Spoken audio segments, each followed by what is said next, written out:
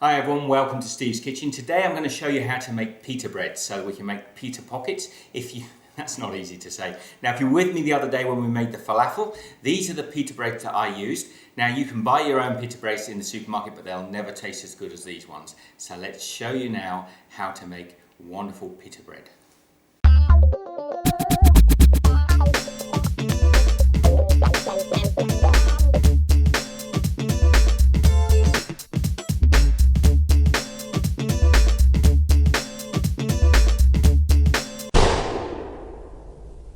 Okay, firstly I'm going to be taking a stone ground flour and a plain white flour. That's a cup and a half of each, so 3 cups in total. If you want, you can just use plain white flour, all-purpose flour, but I think it gives a nice texture with the stone ground.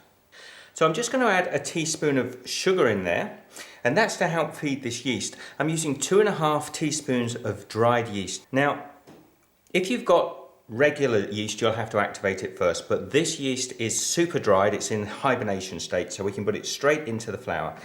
I'm just going to use my dough hook to mix that through gently. So now I'm just going to add a cup and a half of very warm water. The water should be hot, but not too hot you can't put your finger into it comfortably. Now I'm using a dough hook here and I'm just mixing the water through. I'll just add the extra bit of water in there and start to get it going. You can use a fork for this or any really kitchen utensil just to keep it off your hands as you get the dough started. Okay, at this point we can get our hands into the bowl and start pulling that dough together. Now it will be very sticky, and you may need to add a little extra warm water. We are going to be adding some oil to this as well. Okay, so now our dough is quite sticky, but I want to get it out on the side to start to knead it a little bit more. At the moment it's still quite lumpy, and I want to get it a lot smoother. As you start to knead the dough, you'll feel it getting smooth and elastic. It doesn't take very long, maybe about 5 minutes. Okay, eventually your dough becomes lovely and elastic like this. It's nice and smooth. I'm now going to pop it back into our bowl.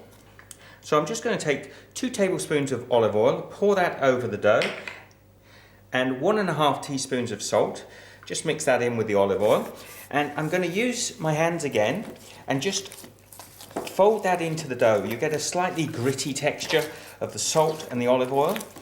And just for a few minutes, we just want to mix that in, incorporate it into the dough, although you'll have a nice coating over the outside of the dough as well of oil.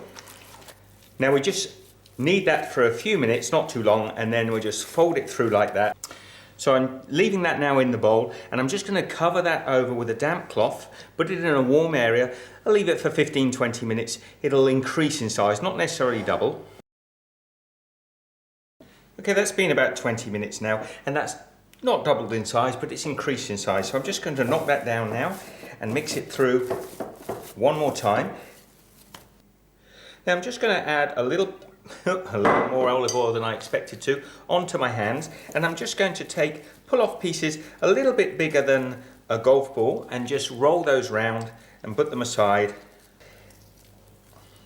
I say I put a little bit too much oil on my hands there, but c'est la vie. Okay. So I'm just going to fold those through into little balls and then pop them in here. I'm going to cover them again for another 5 to 10 minutes just to let them rise. The oil will stop them from sticking together. Okay, after 5 minutes we're just going to lightly flour the surface of our working area. We're going to take those little balls that have risen a little bit more and just pop them on there.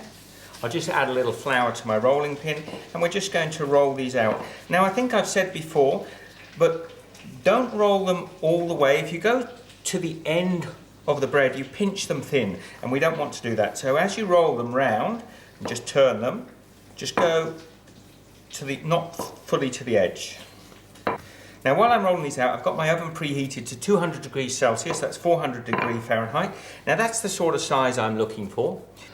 Now I'm going to pop my breads onto a cookie sheet, but if you haven't got a non-stick surface, just lightly flour it before you cook it.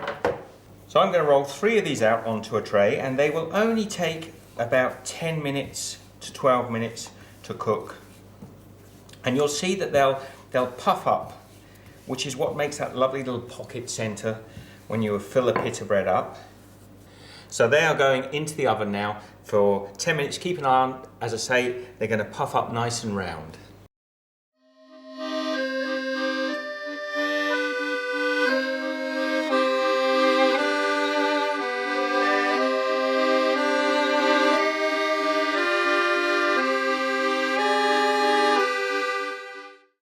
So that one's puffed up really nicely. I'm just showing you that one because that has that lovely pocket inside that we'll be able to fill with our falafel. So here you can see my pita pockets actually being used. And guys, thanks for watching this video. If you want to see the rest of this video where I'm constructing the falafels, get over to my channel and subscribe and say hello. Be good. I will see you in the next video. I hope you enjoyed this one.